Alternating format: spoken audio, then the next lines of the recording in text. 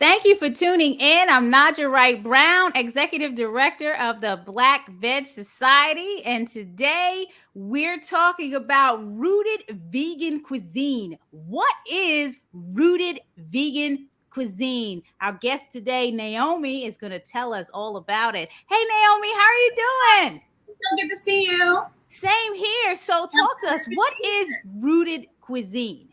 Rooted Vegan Cuisine is a frozen food manufacturer, and we are based out of San Antonio, Texas, and we are found in stores throughout major cities in Texas, and we also ship nationwide. And we specialize in, right now our menu is lasagna, mozzarella sticks, spinach and cheese manicotti, and broccoli cheese soup, but a lot of exciting ideas when I add to the menu. I've had the lasagna, like it is my favorite, like the best. It is so good. And then you had the broccoli cheddar soup. You had like a spinach manicotti or something like that, and the mozzarella sticks. But the lasagna was my favorite. Now, in reading your bio, you talked about this started through an inheritance. Can you talk to me about what it felt like to receive an inheritance from your father to start something like this? What was that feeling like? So, it was like, it was a life insurance, and my dad passed away from a terminal illness, Parkinson's. So we knew it was coming. And I don't know, the money, I don't know. It seems weird, but it was almost irrelevant. It was the fact that it was like, it felt like a piece of my dad. And so when I was thinking about, actually, I went through like the whole grieving process, and I just that's a lot. Anybody that has lost someone very close or a parent knows that you go through a lot. And when I was kind of coming out of that, I knew that like this was like a piece of my dad that he wanted to have, and I have a brother, an older brother, and we both ended up taking our inheritance and starting businesses with it. So even more so than like what the business was, it was more so like, I think it's so cool that both my brother and I were trying to not just spend the money, but make the money last. So it's cool because the inheritance is more so like a piece of him that is still living now. You know what I mean? Yes. Yes. I definitely understand what you're saying. In your case, why a vegan food company? When you started, it was Rooted Soul Food. So can you talk about that? Yeah, well, that again is also very much like related to my dad. I grew up in St. Charles. So you hear a lot of people hear me say St. Louis when I say where I'm from. That's because nobody's gonna know where St. Charles, Missouri is, but it's right outside of St. Louis. And my family was there, and I was trying to find my community here in San Antonio, and I'm a huge foodie, so it just had to be vegan related because I'm trying to find people I can go eat with and enjoy, right? So I started the business like Rooted Soul Food as a call out to, hey, I'm cooking for my community. Where y'all at? Come buy my food. Was it still vegan? Was it still vegan food? The Rooted? Yeah. It was okay. Oh, yeah. Yeah, so I started doing hot food pop-ups at markets, and we were super lucky in San Antonio. There was like 3 monthly fully vegan markets that I could go pop up at, fully vegan in San Antonio, Texas. And I think that always surprised people because this was at this point a couple years ago. And they don't think that the vegan scene would be popping that much here to be able to support 3 full markets every month. But we did, and I quickly got a little following, and I didn't start out serving the lasagna, but eventually I threw it on the menu one day and people kind of went nuts, and I became known for the lasagna. So when the pandemic shut everything down, I was still getting lots of messages. How do we get the lasagna? How do we get the lasagna? And I started making them, freezing them, and delivering them for people to heat up at their house since I wasn't doing hot food pop-ups anymore.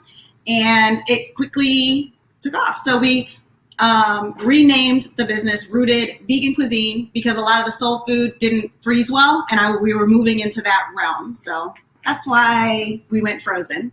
So you kind of started answering the next question I wanted to ask you, and yes, my sister is out there in San Antonio. She's in the Air Force, and she was telling me her hairdresser was ordering food from you, and I know.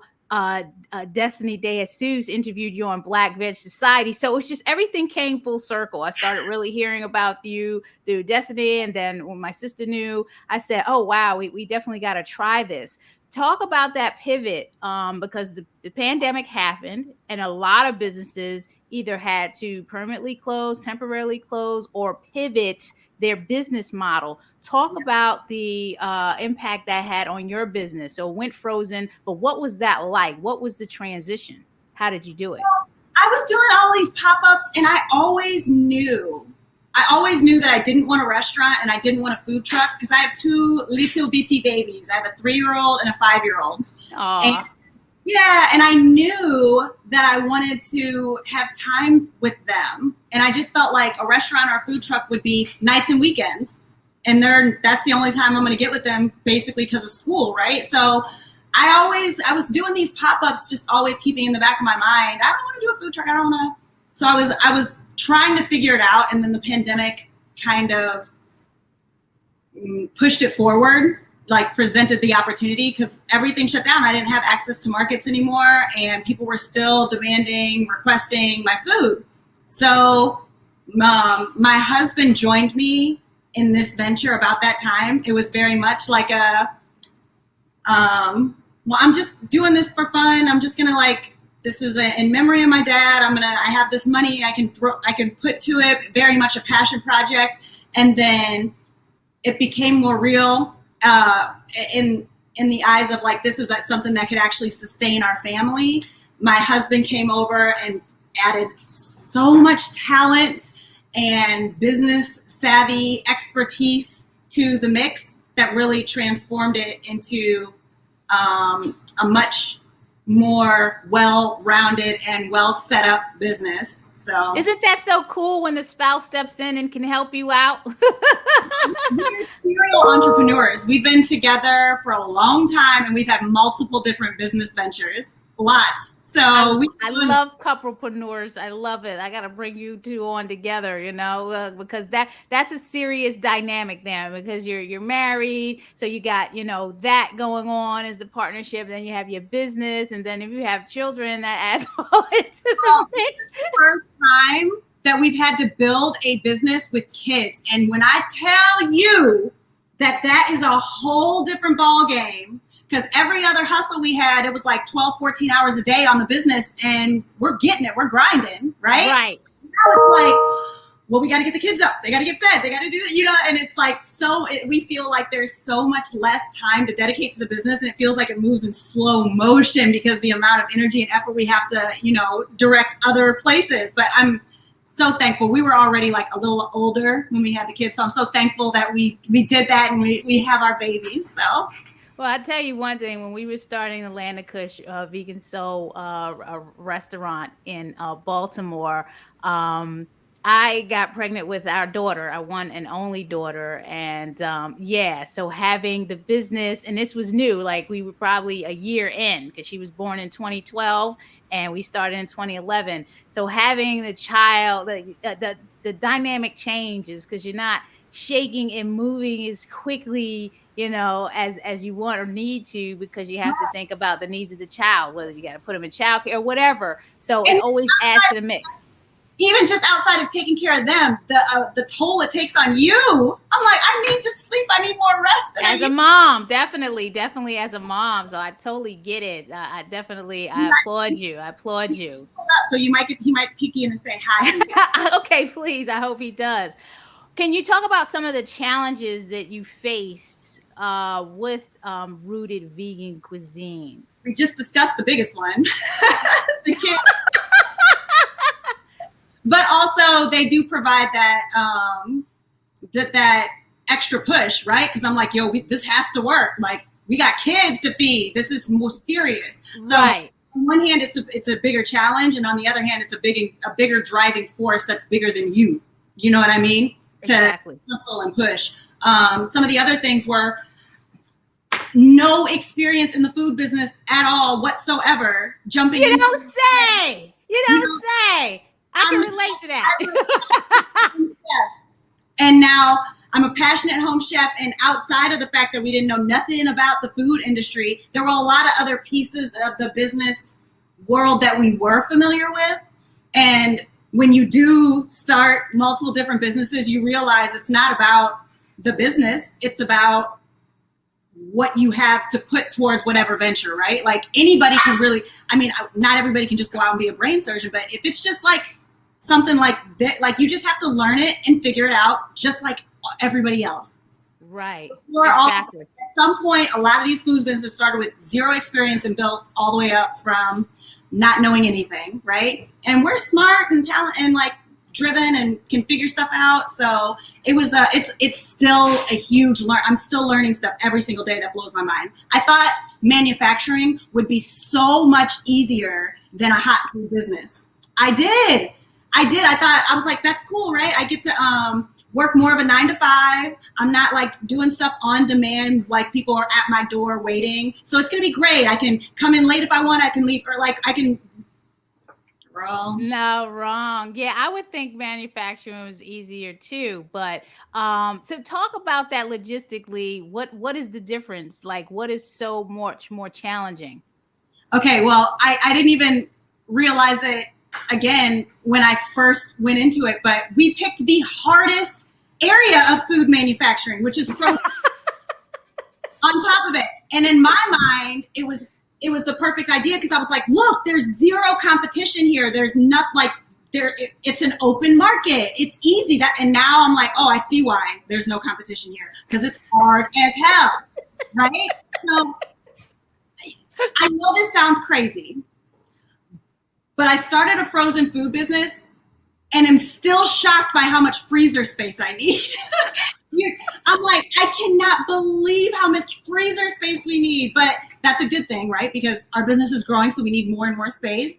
But it was like little things like that. I didn't realize I would need this many freezers when I was getting. And see, again, it sounds silly, but there's so many things that you're thinking about. You don't think about so many details going into it. But I was really lucky because I had 3 different fully vegan, woman-owned businesses that invited me in to cook in their kitchen before I had to get into my kitchen. And love it. Just love. That was love.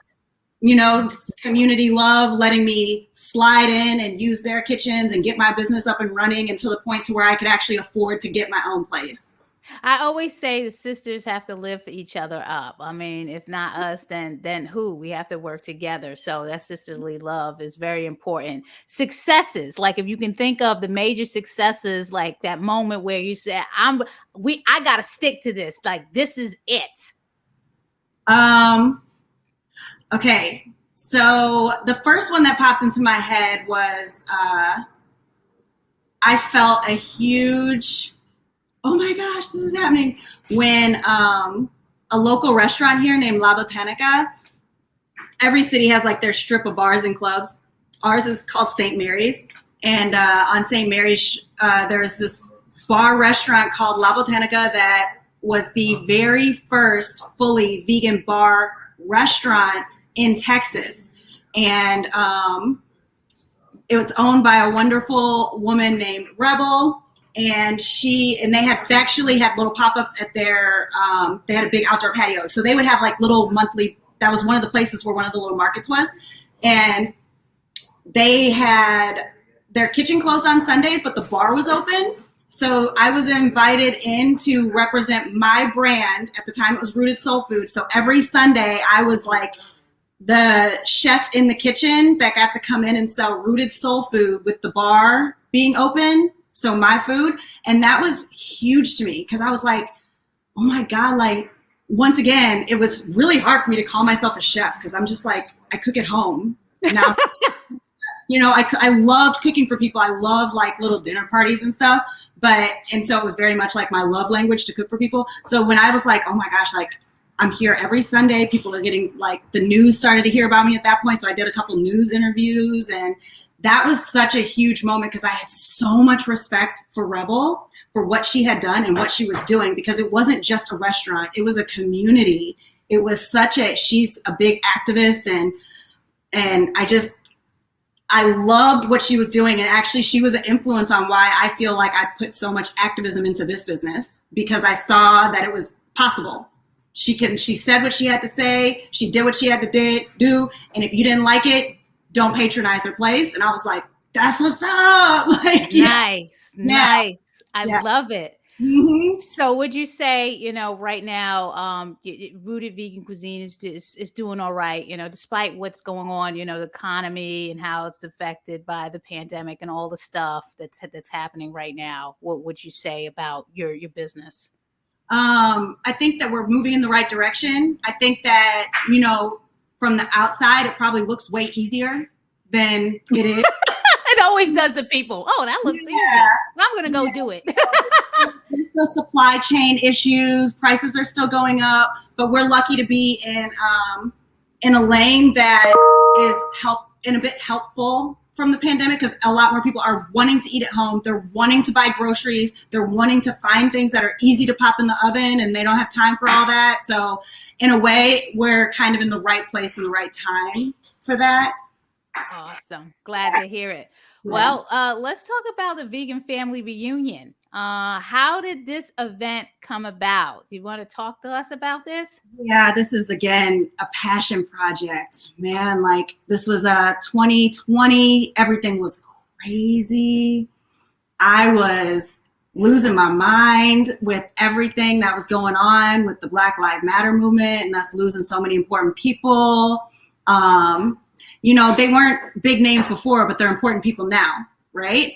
And I had been telling people prior that to all that, before the pandemic, I kept saying, I want to have a Black-owned market. I want to have a Black-owned market. And it's because of the community, right? Like, I knew so many talented Black vegan chefs that I was patronizing, and I was like, y'all need to be popping more. Like, I want to see y'all succeed so I can continue to keep eating your food. Like, I need y'all to, like, blow up and be there. And I'm like, how do I bring attention to this community that is very much overlooked, right? San Antonio has a very small Black population, and I'm seeing this talent and I'm seeing this community, and I'm just like, okay, I'm gonna do a Black market, a Black vegan market. And actually, a woman out of Dallas is the reason I was like, I'm going to push the button. I'm going to make it. I'm actually going to do it, because she was like, hey, I want to come down and do a pop-up. And she was so talented. Chopping Roots. She's going to be there. She's going to be here with us at the reunion. And she was like, I want to come down and do a pop-up. And I was like, cool. I've been wanting to do this Black-owned pop-up anyway. So I'm going to arrange it because you want to come down. And I've been wanting to do it anyway. So I'll pull this whole event together because you want to come down. And so I credit her for making me pull the trigger on that. And it was me yearning to be surrounded by community and needing to see Black joy and take in that energy, because 2020 was so hard. The first it was. Obviously was obviously like 2020, 2021, but all the planning and the idea and everything came at the end of 2020.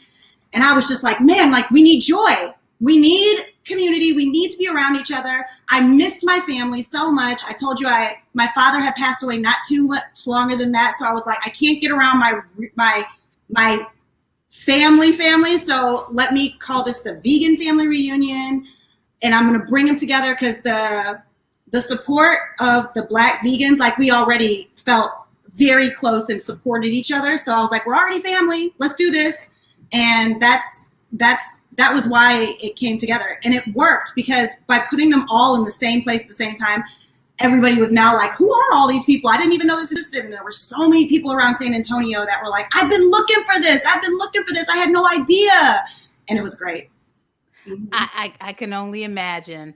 What would be your ask for viewers, anyone that's going to be watching the replay of this interview with you, any potential sponsors, supporters that may be listening or watching? What is your big ask to everyone? Support, just like you said.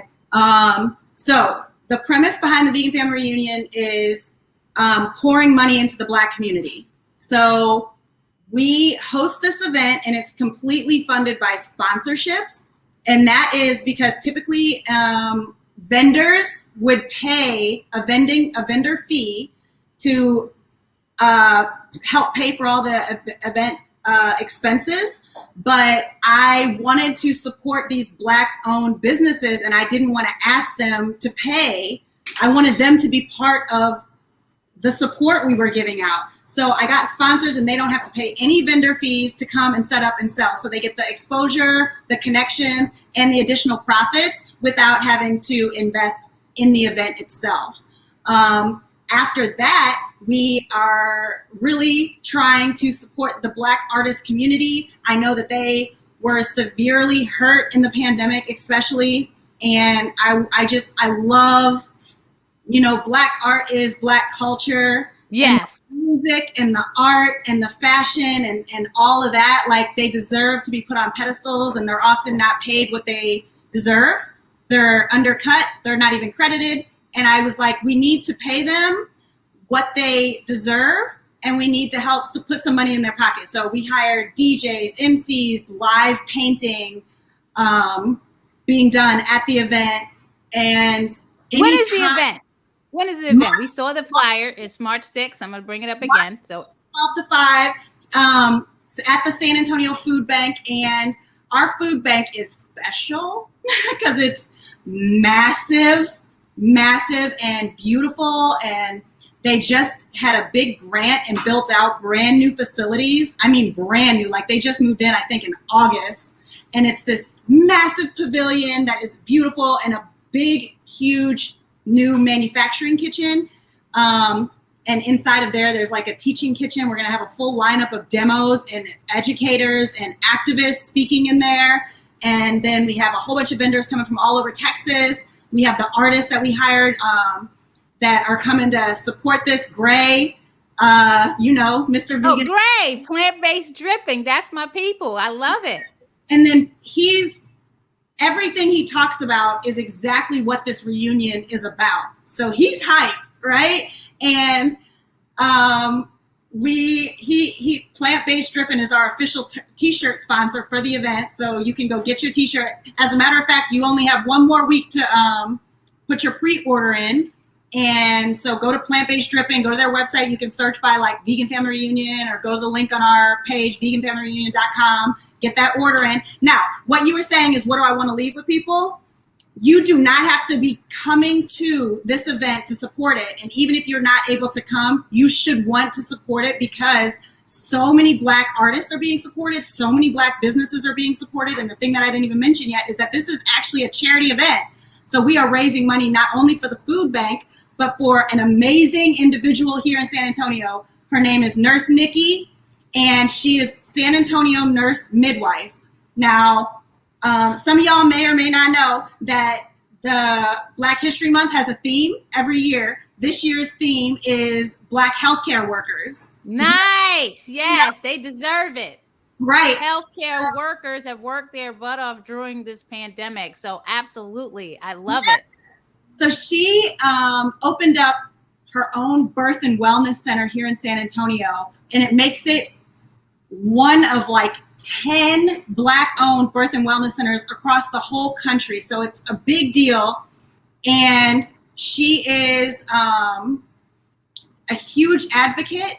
Like, if you go to her social media, she's been talking about Black people's experience in the healthcare system, how we can best take care of ourselves. And of course, she specializes in talking about Black birthing people and the process of bringing babies into the world, and, the really sad statistics around how often Black people are dying in childcare, or not childcare, but through the process of, pregnancy, labor, delivery, postpartum. Yes. People don't realize that people do die women die during pregnancy. Absolutely. Well, yes. The United States alone is horrific, period. Like, compared to every other major first world country, the United States is ridiculously poor in the maternal mortality rate. So we're already just here in the US already off in a bad place. But in the US, Black women are like 3 times more likely to die in comparison to Hispanic women, and 2.5 times more likely to die compared to white women. So it's just insane to have that stacked on top of the United States statistics. And research shows that when Black people are taken care of by Black medical professionals, we're far more likely to be safe, right? So what she's doing is so important. It is so incredibly important. She started a Black birth fund because a lot of Black people were not able to afford to have their babies there. So she started a Black birth fund and gives out partial or full scholarships to people, to Black birthing people, so that they can come have their babies there. One of the people on our committee, named Destiny, was a very recent recipient of the birth fund and wouldn't have been able to access services without that fund. And now she's on the committee that's helping raise money to put back into the birth fund. So I love it. You know, I had 3 midwives when I was pregnant. That was my first pregnancy, and I wouldn't have done it any other way. So I'm so happy to hear about the charity giving to the healthcare worker and a midwife.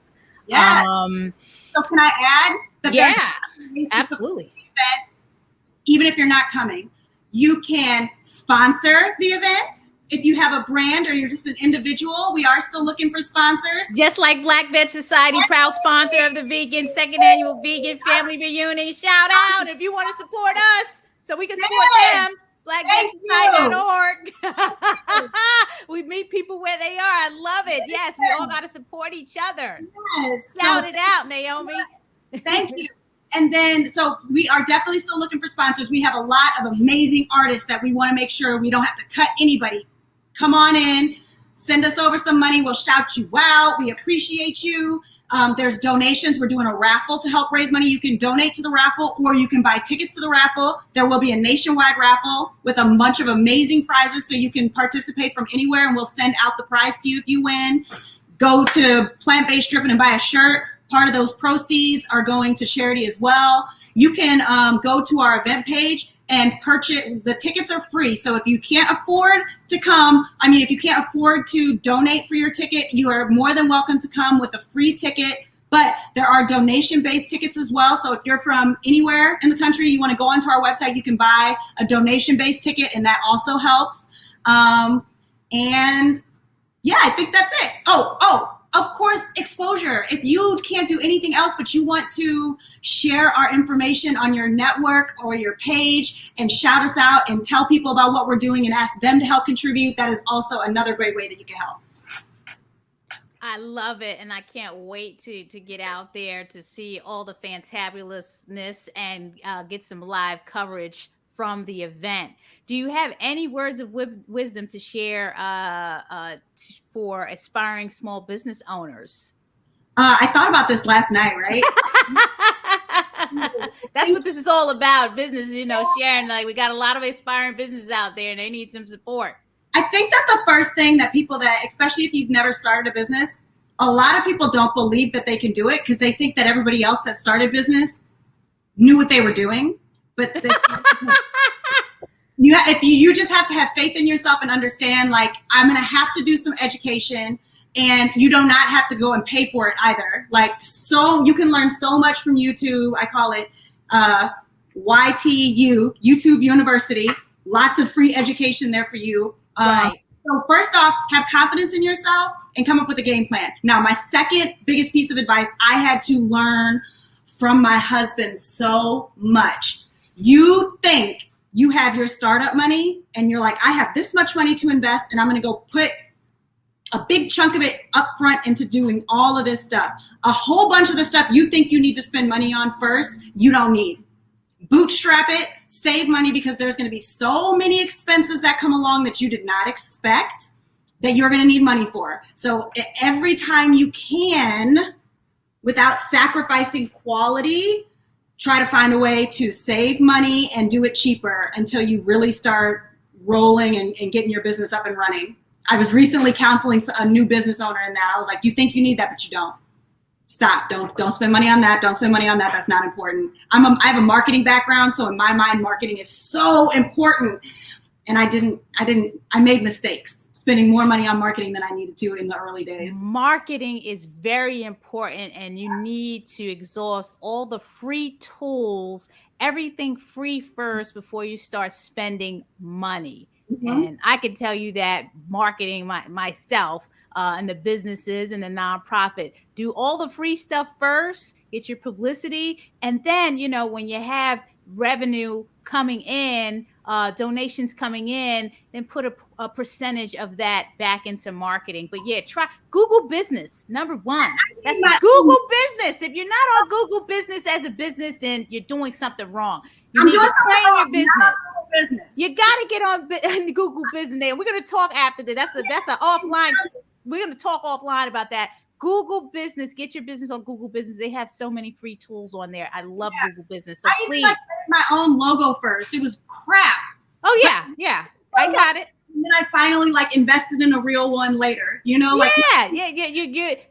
Look, progress is better than perfect. Get something done. Check out Rooted Vegan Cuisine on the website, rootedvegancuisine.com, and follow them at Rooted Vegan Cuisine on IG. I'm going to put that flyer up one more time. Hey, if you're in the San Antonio area, near the San Antonio area, happen to be traveling to the San Antonio area in March, early March, Sunday, March 6th, 2022, from 12 to 5, go to the San Antonio Food Bank for the second annual Vegan Family Reunion. Black Veg Society is going to be there. Gray is going to be there. Plant-based dripping and all of that. And a host of other artists and vendors and people that are all about the reunion of vegans, because we're all family. All right. I want to shout out my sponsors, Veg Fun, A Welfare World, ETC Impact, that's Eat the Change, Mercy for Animals through the People's Fund,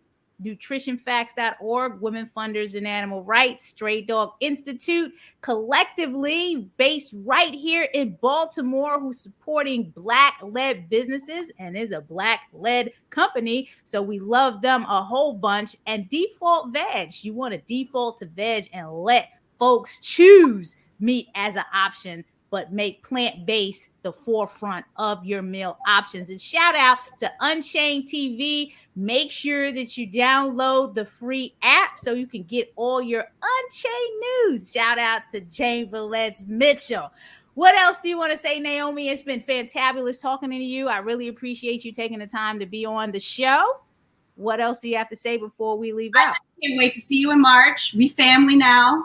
That's I can't wait to see you in March, and you can find all the stuff about Vegan Family Reunion at www.veganfamilyreunion.com or on Facebook and Instagram at Vegan Family Reunion. And again, you do not have to be local to support what we're doing, and you should definitely help us out from all around, because we're all family. Yes.